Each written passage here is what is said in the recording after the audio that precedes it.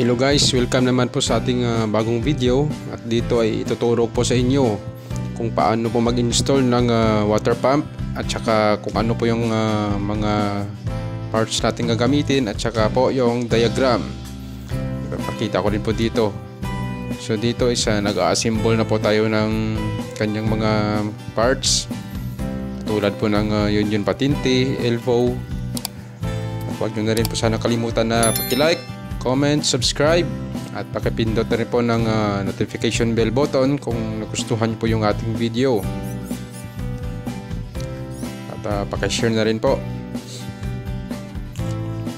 Ang kagandahan po kasi guys, pag na-assemble po niya natin is ikakabit na lang po siya natin agad, tulad po ng ginawa natin. Ayan, so nag-assemble na po tayo ng foot valve at saka yun ng hex bushing, at nagabitan na rin natin yan ng adapter na reducer.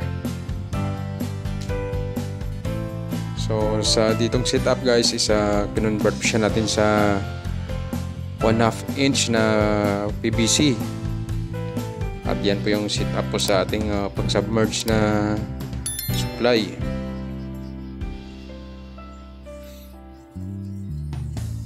So dito na po yung itsura niya guys. Meron po siyang foot valve sa ilalim at saka nilagyan po siya natin ng adapter. At sa dulo nito, yan, meron tayong elbow at saka union patinte. At saka yung hex bushing at adapter, so nilagay na po sa gitna kasi nga hindi po yan magkasya yung adapter na 1/2 sa butas ng 1 inch na adapter. Setup kasi dyan guys is gusto pa rin pagganahin customer yung kanyang puso. So yan po yung ginawa natin dyan. Yan yung purpose ng union patinte natin guys, para pwede pa nating mahatak yung PVC sa baba.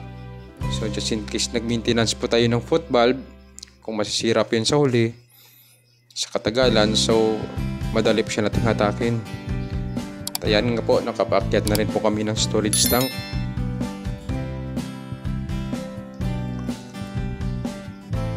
Diyan sa storage tank, meron din po tayong diagram yan. Ipapakita ko sa inyo mamaya. At ayan, yan nga po yung diagram po ng ating storage tank. Sundan nyo lang po yan, at saka madali rin po namang sundan. So para marunong, kahit kayo na lang po is marunong po kayong mag-install ng inyong water supply. At ito na nga po yung tsura nyo po sa taas. Nakikita nyo po guys, yung drum natin is may malaking butas po sa ibabaw. So mamaya ipapakita ko po sa inyo kung ano po yung ilalagay po natin dyan na takip. Yan nga po yung setup po ng ating inlet. Galing po yan sa motor. So guys, ginamit ko po dyan is adapter po ng pang electrical, kasi nga po meron po yung nut sa kabila. Ayan, so lagyan na po natin yan ng sealant at saka higpitan po yung nut. Yung ginamit ko po na pambutas po sa ating drum guys is yung soldering iron. So painitin nyo po na siya at saka itusok po dyan para mabutas po. At ito po yung ginawa naming buong.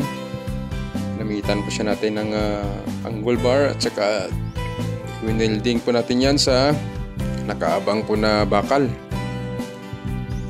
Pagpagawa po kasi ng patungan na yan guys is nalagyan po agad yan ng existing na bakal. So sa kabila is hindi nalagyan, ginamitan na natin ng pako.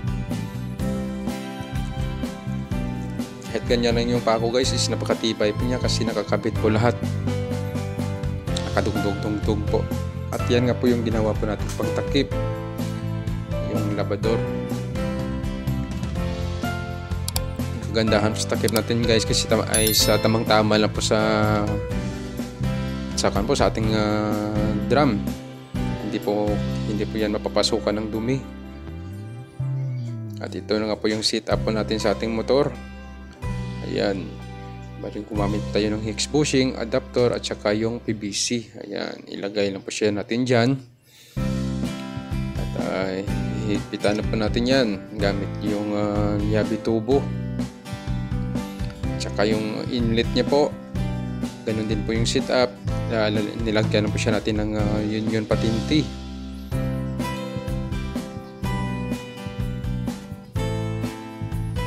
Ito na nga po yung diagram po sa pag-setup natin sa ating water pump.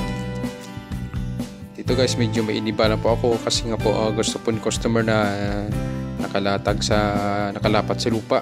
Kasi nga po sa susunod daw is tatabunan po nila dyan. So ayan na nga po yung itsura niya guys. Ayan. At ito na nga po yung ating setup. Meron po yung pang self priming. Diyan po natin bubuhos mamaya. Kita nyo, meron po ang mga union patinti yan. Kasi nga po, once nag-maintenance po tayo ng ating motor, is dyan na po tayo magtatanggal sa union patinti. Para hindi na po tayo magbabaklas ng buong line ng tubo. At yan po yung line po ng kanyang supply. Papunta na po yan sa bahay. So dito, nagkabit po tayo dyan ng ng bull valve. Ayan, para po yan sa pangpigil po ng main supply. Naglagay din po tayo ng T at saka isang gripo. Tapos dito naglagay po tayo ulit ng T at saka dalawang bull valve kasi nga po dalawang bahay po yung susuplayan ng ating water tank. Yung kagandahan po kasi ng bull valve is once na po na nag-trouble po yung gripo po sa kabilang bahay, gusto nyo pong palitan, dyan na po kayo sa bull valve po mag-control ng tubig.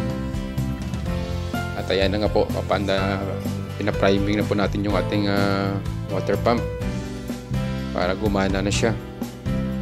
Hindi po kasi gagana yan guys once na hindi po natin pinrimingan ng tubig.